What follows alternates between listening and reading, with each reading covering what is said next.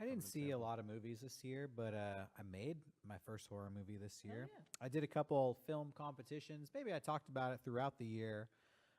Short film competitions. I made 2 short films. I entered a couple screenwriting competitions, and that was actually the first time I'd ever done that. It was 2018. So I've been doing Mega64 for a long time, but this was kind of outside the scope of comedy. Made a drama, made a horror film. Really made me kind of, I don't know, get the bug for doing that kind of stuff. Sometimes I feel like what we do around here is not really filmmaking. It's a different kind of beast. Sure. It's like just goofing off and making YouTube videos with your friends. Sure. Yeah. As opposed to like, let's get a cinematographer, let's get some actors, let's write a screenplay and have somebody on the script while we're shooting it. So yeah, I'm sitting here listening to your conversation being like, damn, I feel like I'm not participating in the world of film anymore because I'm not watching these movies or going to see what's out there, but Sure. I'm still No, yeah, like you're to think on I'm. the other side. And like I had that conversation with Brian too. It's like, well, the same thing. Like this year, I didn't fucking play any video games. That's what Rocco was just saying. But it's like, oh yeah, Yeah. we're in the game industry. We make stuff about video games. And then Yeah. with filmmaking, like you and I both have these jobs like where we're doing video stuff also, but then we're also like teaching filmmaking, doing stuff like that too. Like we're in it and it's a machine. Where I think a lot of other people like can only consume stuff, and people have day jobs and stuff too. But like when everything is your job and everything's also your pleasure, it's kind of a nonstop machine. But yeah, I think stretching any muscle, whether it's writing, shooting, or even watching it, it all builds towards something, which is really cool. Yeah. Are you gonna Are you putting that up at some point or something? Well, or I don't know. Like, I've never done a short film before, so like I did these short films for the competition. I didn't win the competition, but I was proud of what I made.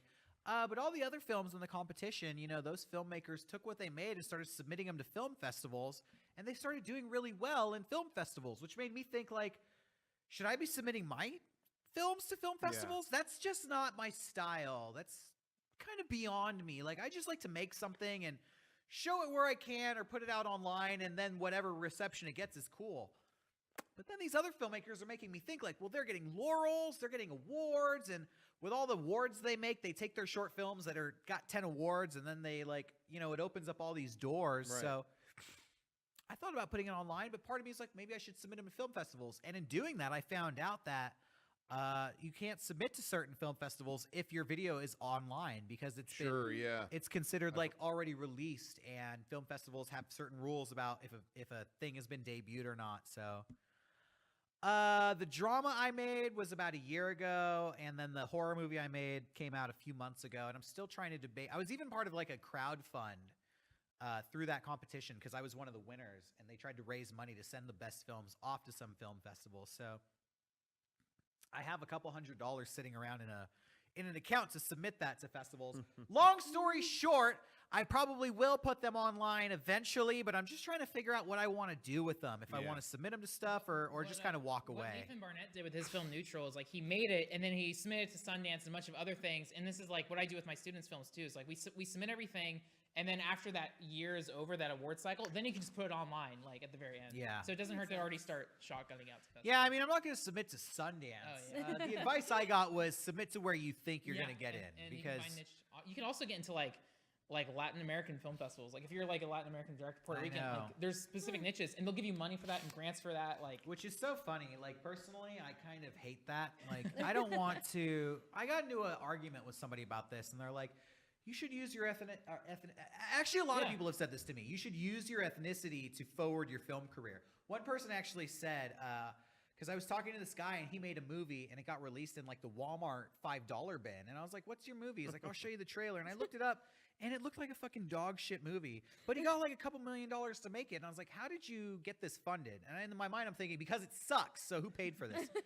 And he said, my movies all fall into a Latin American market niche. So I took this movie, and it was like the movie Friday, but it was with Latin Americans. And I took it to a Latin American producer, and they just loved it. And I thought like, well, congratulations, you got a shitty movie made because it fell into this niche genre. But like, I just feel guilty about that. Like, I just want to make movies because people think the idea is strong, not because like, wow, you're perfect for the Latin American Film Festival. It's like, thanks, but perfect for every film festival too.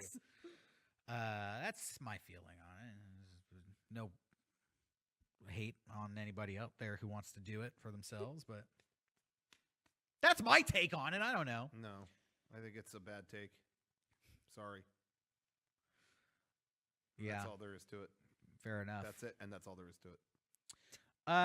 But anyways, yeah, I'm really excited to. I think I just love really. I kind of got the bug for making short films. I mean, we produce comedy stuff around here, and I still love that. But outside of comedy, like I love all genres of movies. You know, horror, romance, drama, science fiction. So I just like playing around with that kind of stuff and just making stuff that I'm not necessarily acting in. So. You'll see more of that from me in 2019. That's my New Year's resolution. Get more of that shit going for my personal channel. Why is everybody saying stay? Where am I fucking going? You think I'm going to quit Mega64? Anytime you suggest anything outside of like our normal videos that's like something fulfilling. Yeah. It's, oh, he's leaving. This is it. Here it comes. When it's like we all do things that are fulfilling to us outside of Mega64. I'm going to quit Mega64 to make short films that get 1,200 views on my personal channel.